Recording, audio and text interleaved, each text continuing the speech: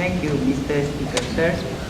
A dedicated timekeeper, opposition, government, ladies and gentlemen, members of the House. Today in the reply speech, let me just state it to you that I'm going to do a comparative analysis and show to you the misconceptions that have been going on in today's debate and show to you how the opposition today engaged and discussed about the issue about today's debate thoroughly. Firstly, the misconception in today's debate. The misconception of the government side today.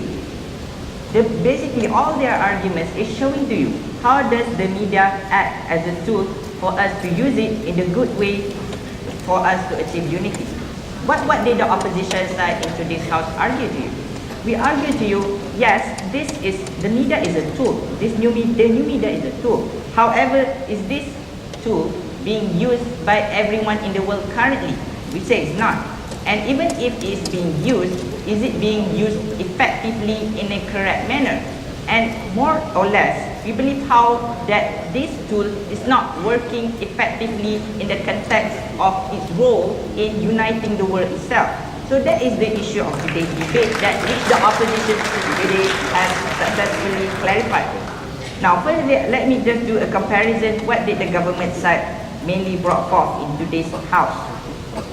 Their point were basically explaining to us in terms of politics, socially or culturally, and also economic. Let me start with the first speaker. The first speaker explained to us about how that we can use the internet as a tool to achieve the economical benefits. And when we have these economical benefits and facilitate trade, then somehow we can achieve unity and understanding. I don't really get what he's trying to say. But anyway, what he's trying to say that even this gap is being reduced between the poor and the rich. However, we argue to you that it further widens the gap. Firstly, because of the problem of accessibility. Proof to us that these countries in the African nation, as my speakers have stated, would be able to even participate in competing with the first world countries to grab these advantages in the internet in the first place. Even so, Mr. Chair, we believe how it further widens the gap between the first and the third world countries simply because we believe how the technology on these third world countries simply cannot match the one in the first world countries. Therefore, the point of economic benefits in terms of unity falls. Moving on to the second speaker about how that he assumed that by just watching Slumdog Millionaire means that we are one united world. We don't think it's that simple either. We don't think how just because we have broadbands and connected to the internet, we are already united. Connectivity doesn't necessarily mean we are united. It takes more than just that. We need understanding, and this is what they failed to prove to us. Prove to us that does really the people now currently understand what is happening and does respect, also tolerate these values, Mr. Chair. We argue on the opposition, it doesn't. In the side of the opposition, Mr. Chair, we argue to you that firstly, it does not solve the problem in political and religious today. It's okay to be different, and we think that this difference unites the world. However, does the new media develop respect? We don't think respect is developed because the new media is so open and so open and direct information coming from everyone is not regulated, is so free that you can condemn anyone you like, Mr. Chair, without proper regulation, and we don't think this is how the new media unites the world. My second speaker talked to you about how the economic capability of certain countries makes the fact that how the new media fails to unite the world, and how he has shown to you the mindset of our society today. Do we really use the internet to unite with the world today? Because we see how entertainment values outweighs this, Mr. Chair. And that is what we believe how the opposition the contentions are what is the status quo really about, and we think we successfully done that. With that, we believe the motion today falls. Thank you. For the final say of the opposition side. Ladies and gentlemen, the final 4 minutes of this entire debate on the motion today that this House believes that the new media unites the world has finally come, and the final say for the House goes to Mr. Ahmad Hazim bin Nur Ahmadi, the Prime Minister.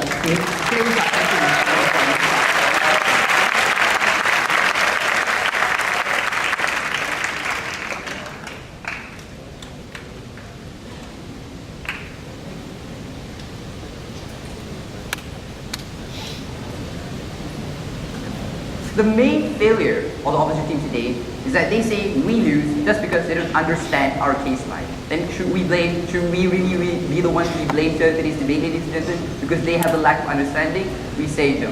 So basically, my reply speech will be to clear up all the confusions that has occurred in today's debate and how our issues that will be brought up by me today will actually give a clarity and why the government win for today's debate, ladies and gentlemen. So basically, this statement itself, that unity does not happen at all, show how opposition is so presumptuous in today's debate without really giving clear links. And they've also contradicted themselves in the sense that, first of all, they talked about how a different perspective is not unity. And then suddenly the third speaker stood up and said, different perspective is unity, ladies and gentlemen. So under that contradiction of case line, we say they have failed in today's debate. And basically they talk about new media not creating understanding and influences today. We say that we have shown you examples of the status quo that does show unity. And we say that although it's not happening around the world yet, we say that it will lead to that gradual process because of the current status quo. Example is the motion is this house believes that new media unites the world, not has united the world, ladies and gentlemen. So basically, we showed you today on the debate of fences, we still win. Why? Because of the current examples we show of the increasing probability of accessibility. Why? Under the context of accessibility, I showed you. For instance, South Africa in the 20th century did not have broadband penetration. But now it does, ladies and gentlemen. And it is more connected to the world. And we do watch World Cup that happened in South Africa, ladies and gentlemen. So that sense of unity between comparative analysis between now and then does show what's happening. So basically under the three main issues, we talk about the economic issues, the political issues, and the cultural issues that have been brought up in today's debate generally, ladies and gentlemen. So basically on the first economic clash, they claim that globalization is what causes discrimination, ladies and gentlemen. We say because of globalized new media, it actually bridges the gap. How? For instance, China, who were in the Cold War, are really isolated with the existence of traditional media because of their communist ideologies. But because of new media, ladies and gentlemen, we've shown to you how China is now in trade with other people and does acknowledge the free trade agreement to some extent. And this is made more possible with new media, ladies and gentlemen. That is the fact.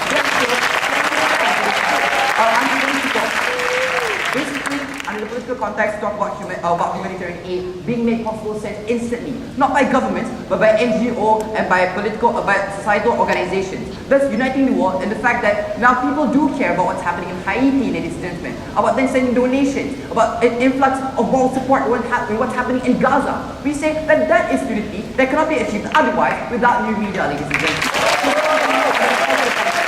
We are not being simplified here by saying that as you are somewhat millionaire, you're going to be united. What we say here with somewhat millionaire is that the culture is not dominant in the West anymore with new media. It's being exchanged for the East and the West, ladies and gentlemen, thus creating a form of understanding between these cultures, ladies and gentlemen. We say that understanding between cultures is the protect unity. And that is what we have to focus on in today's debate, ladies and gentlemen. Like for instance, Mulan, that portrays the Chinese people as peaceful people, instead of the communist people that the US people acknowledged during the Cold War, ladies and gentlemen. That is the process of unity that's happening right now, and that is why we've shown to you under the summary of the case that we talk about the economic clash, the social clash, and the cultural clash, the political clash and the cultural clash. We've shown to you that all of these things do give a sort of realistic probability that the new media is uniting the war, and that the opposition is being unfair and immature and truistic by giving us impossible notions of world peace, ladies and gentlemen. We say that if it unites the world to some extent, then that extent should be considered, and new media is uniting the world and unites the world, ladies and gentlemen. So basically, out of all those summaries, we've shown to you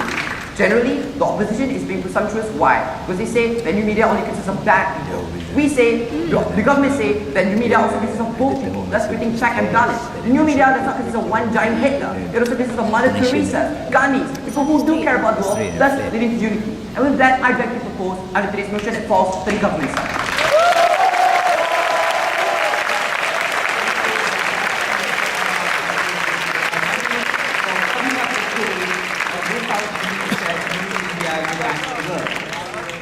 Now, ladies and gentlemen, we have concluded the entire session for the finals of the English language debate for the Prime Minister's Challenge Trophy for the year 2002. Thus, bringing my role to curtain. But before that, as Shakespeare said,